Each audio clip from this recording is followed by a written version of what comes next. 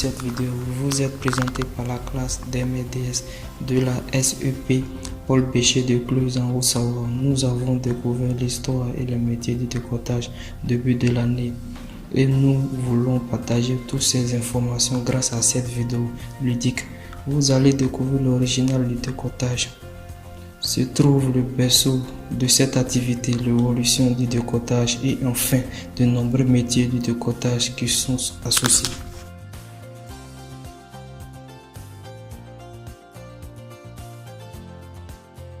Tout d'abord, laissez-nous vous raconter l'histoire du décolletage.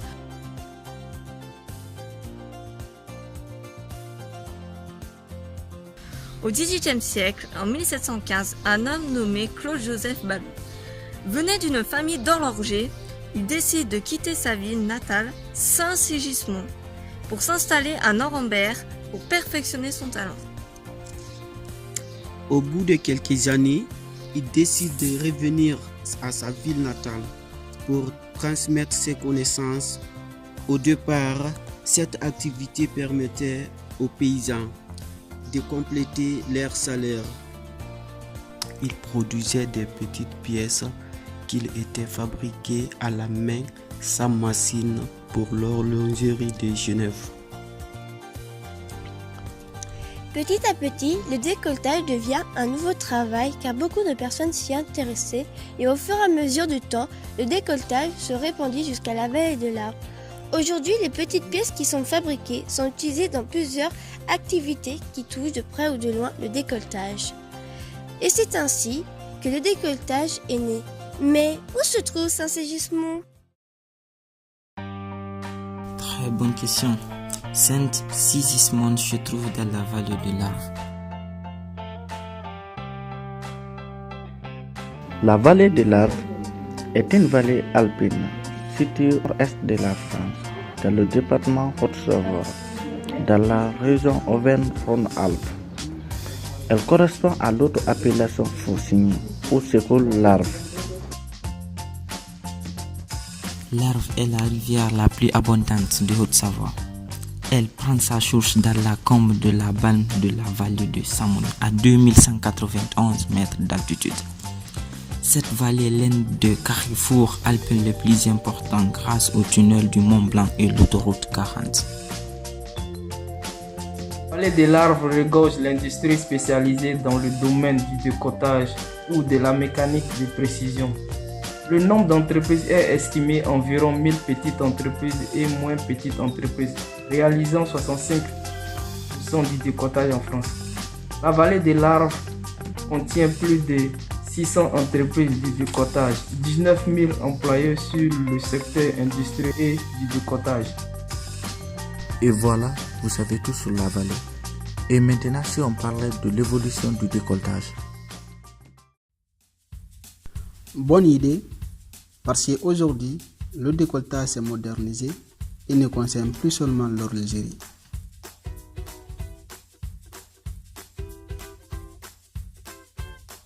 Du 19e siècle, un grave incendie dévaste la ville de Cluse et beaucoup d'ateliers sont détruits. De plus, la Première Guerre mondiale demande aux usines un effort de guerre. Tout cela entraîne des changements dans cette industrie, notamment du point de vue des machines qui s'automatisent grâce aux robots et une ouverture vers d'autres secteurs comme l'armement, l'automobile, le médical, etc. etc. Aujourd'hui, on trouve des pièces de décolletage partout. Dans nos voitures, dans nos machines à laver, dans nos ordinateurs. Je vais vous présenter un nouveau secteur du décolletage, les machines agricoles. Ces machines remplacent la main-d'œuvre pour augmenter la productivité de l'homme dans la réalisation des différentes tâches agricoles. Dans l'ère moteur, de nombreuses pièces viennent du décolletage. Je vais vous présenter un nouveau secteur, l'aéronautique. L'être humain aspire à voler depuis toujours. Vers 1500, Léonard de Vinci imagine des machines volantes. Aujourd'hui, grâce au décolletage, les scientifiques ont réussi à fabriquer des machines qui s'envolent dans les airs. Du coup, si vous êtes dans un avion, soyez sûr que certaines pièces de votre moteur viennent d'ici. Mais alors, est-ce qu'un seul métier peut suffire à fabriquer tout ça?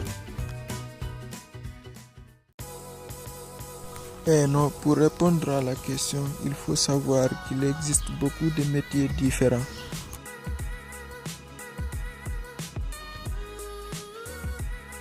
Dans le décolletage, on peut trouver plusieurs métiers dans une entreprise comme outilleur, mécanicien de précision, lettreur, technicien qualité, technicien de méthode ou encore technicien d'usinage. Le rôle d'un décolleteur consiste à faire la programmation, mais pas seulement. Il mesure des pièces et respecte le plan de travail. Il est toujours précis et comprendre les consignes. Le décolleteur fabrique en série des pièces de précision, vis, écrous, goupilles, composants. Il règle des machines, il mesure des pièces, il programme des robots et contrôle que la procédure est bien suivie. Le technicien de maintenance industrielle, son objectif principal, c'est d'éviter la panne des machines. Si l'opérateur détecte une panne, il appelle le technicien de maintenance pour réparer la machine. Le technicien de maintenance procède à des interventions de maintenance préventive, c'est-à-dire avant que la machine ne tombe en panne ou corrective. Une fois que la panne est détectée, il répare le robot, l'électronique et la mécanique des machines. Le technicien d'usinage, il travaille dur pour réaliser des pièces métalliques par enlèvement des matières. Le technicien est spécialiste et capable d'intervenir en amont de la production pour appliquer le process de la fabrication le plus efficace. On comprend mieux pourquoi il y a peu de chômage dans la vallée.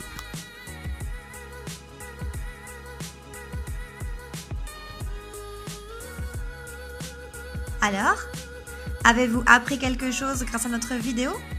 Car la plupart des gens ne connaissent pas le décolletage. Et pourtant, des centaines de pièces décolletées se trouvent chez nous, dans nos montres, nos ordinateurs, nos voitures, etc. Le décolletage est une activité évolutive et indispensable. Elle n'est donc pas prête de disparaître.